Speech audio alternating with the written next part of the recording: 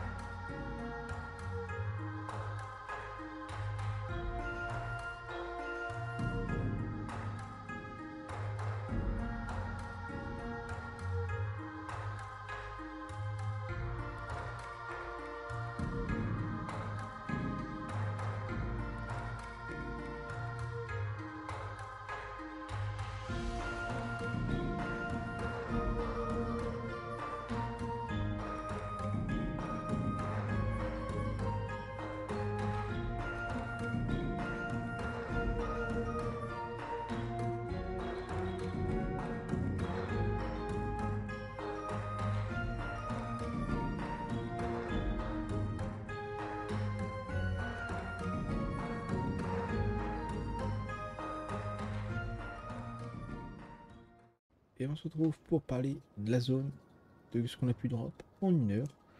Donc j'ai farmé peut-être 57 minutes. Parce qu'honnêtement la zone n'était pas vraiment agréable. J'aime vraiment pas ces monstres qui posent des glyphes et qui les rendent invulnérables. Je trouve pas ça pertinent et pas intéressant. Ce qui fait qu'en 1 heure j'ai fait un tour et demi de zone alors que la zone est minuscule. Parce que les combats durent quand même assez longtemps, vous pouvez le voir. On est sur les 3 minutes par combat. C'est une perte de temps, c'est des niveau 130, hein, 120 même. C'est vraiment une très grosse perte de temps, vous allez le voir. En plus de ça, le loot n'est vraiment pas concluant par rapport au temps et à la concentration investie. Donc du coup on va tout de suite ouvrir l'inventaire de toute façon. On l'a chopé, vous voyez déjà seulement 24 000 km brut, vraiment pas fou. En même temps on n'a pas fait tant de combats que ça. Au niveau des sachets, on a des tonneaux, on a eu 16. Et du coup au niveau des ressources on arrive avec 588 000, pardon, oh là là, il est fatigué les bougs. Kama de ressources estimées, donc c'est minable. J'ai pas trié par prix du lot. Mais bien évidemment on a les viandes en première position qui font plus de la moitié du farm. Et juste après on a les poils magiques de Tanuki qui se drapent sur tous les monstres qui font l'autre moitié du farm. On a un peu d'artefacts mais ça se drop peu. Après on a quand même plus que les poils magiques mais ça vaut 2 fois moins. Et puis sinon toutes les autres ressources sont bidons, 57, 51, 50, 82. Un peu de silicate, malheureusement il y a plein de mecs partout qui en farment. Donc j'ai pas pu trop en miner. J'ai eu seulement un filon. Donc pas ouf. J'espère que le donjon sera mieux, même si je ne pense pas. En tout cas, vous le verrez dans quelques instants, puisqu'on se retrouve pour la présentation du boss. A tout de suite. De retour pour parler du mob exclusif au donjon et du boss. Le Shinibaru drop un masque à environ 270 km unité et a les mêmes drops communs. Quant au boss, le Tanuki-san, il drop ses bullish à environ 1300 km unité, les mêmes drops communs, sauf pour la viande, une bidoche persillée à environ 6000 km unité. Je vous laisse avec le reste des combats et on se retrouve pour le bilan.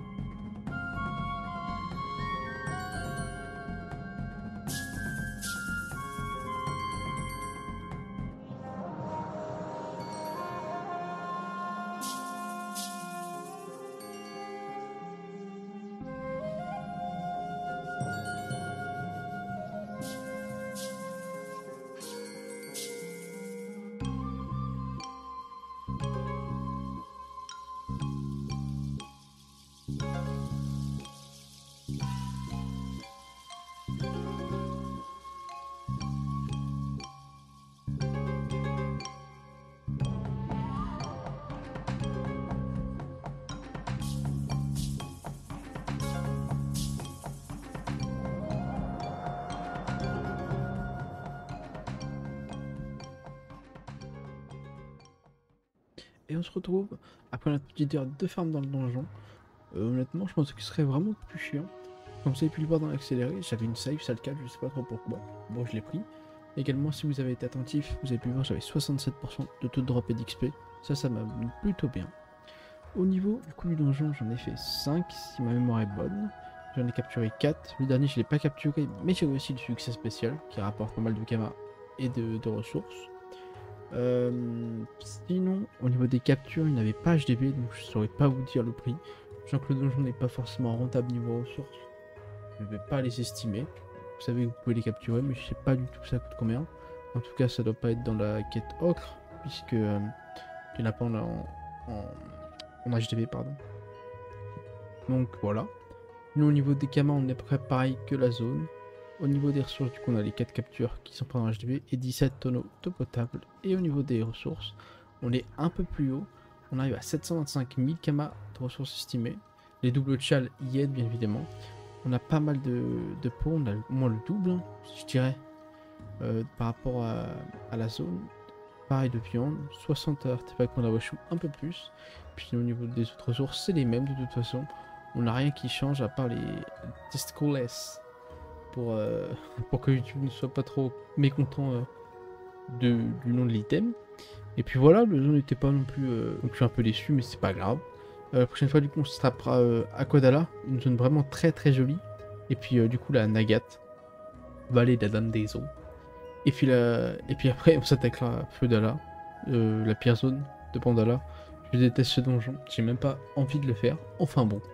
En tout cas, moi j'espère que la vidéo vous aura plu. Si c'est le cas, n'hésitez pas à me le faire savoir. Moi, je vous souhaite une excellente journée ou soirée et je vous dis à la prochaine. Bye tout le monde.